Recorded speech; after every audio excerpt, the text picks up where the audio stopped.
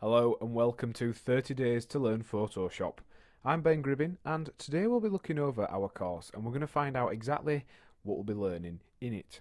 So over the next 30 days we're going to take you from Photoshop newbie, i.e. an absolute beginner, to being able to carry out basic photo editing, graphic design and in general knowing your way around Photoshop tools like the back of your hand.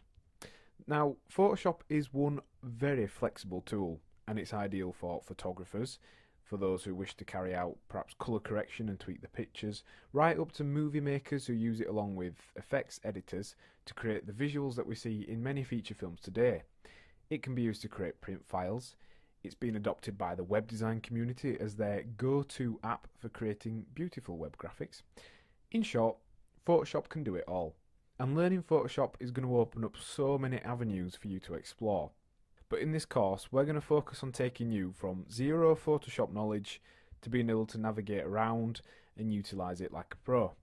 You'll learn all about the interface, the basic toolset, and techniques on how to put them to use. But why is Photoshop so popular and, in many cases, the industry standard in so many fields? Well, Photoshop is a real workhorse. It can work with colour modes, it has colour profile support, the ability to create and export GIFs, JPEGs, EPS files, as well as create PSD files, which are the kind of native file for Photoshop, and those are cross-compatible with other Photoshop users, different editions of Photoshop. Adobe have really taken the time to integrate Photoshop within its creative suite, so that means you can work between programs such as Illustrator, Premiere Pro, After Effects, and InDesign to add lustre to your designs and projects in those apps too.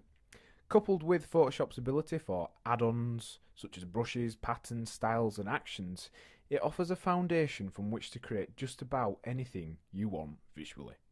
Photoshop also has an excellent community behind it, so there's lots of tutorials on the internet, there's lots of support if you ever get stuck, particularly from websites such as PSD Tuts. And the great thing about that is because so many people use it, if you're ever looking for help on a specific technique or effect, there's usually a tutorial out there. Photoshop does, however, have a few limitations. You can think of Photoshop in some respect as a kind of jack of all trades program. It started as a photo editor and over the years it's been added to. It's been adopted and adapted to different uses and it's very good at them, though some might argue that specific niche programs are more effective. So if you think about this, one such argument would be the use of Photoshop versus InDesign, for example.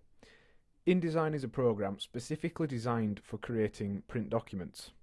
Photoshop can do pretty much everything that InDesign does, but some might argue that InDesign is more suited to such a use, even if it's just for the interface. With that said, however, many designers use Photoshop regardless as their go-to program, and it handles pretty much everything very well. It's well worth learning Photoshop. There are one or two requirements for the course before we start. You're going to need a copy of Photoshop. Now, it doesn't matter really what edition you're using, anything from CS2 upwards should be fine, though the nuts and bolts of Photoshop haven't really changed since much earlier versions.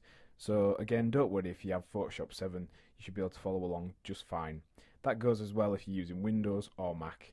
The shortcuts and commands will show you for both operating systems.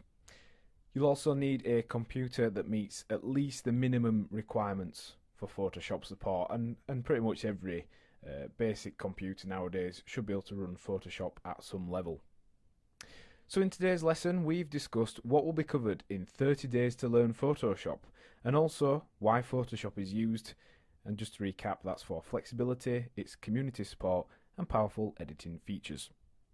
Now your task for this lesson is to ensure that you have all the necessary course materials, and that's a Photoshop copy and a computer. Next time on 30 Days to Learn Photoshop, we're going to cover creating documents. Thanks for listening.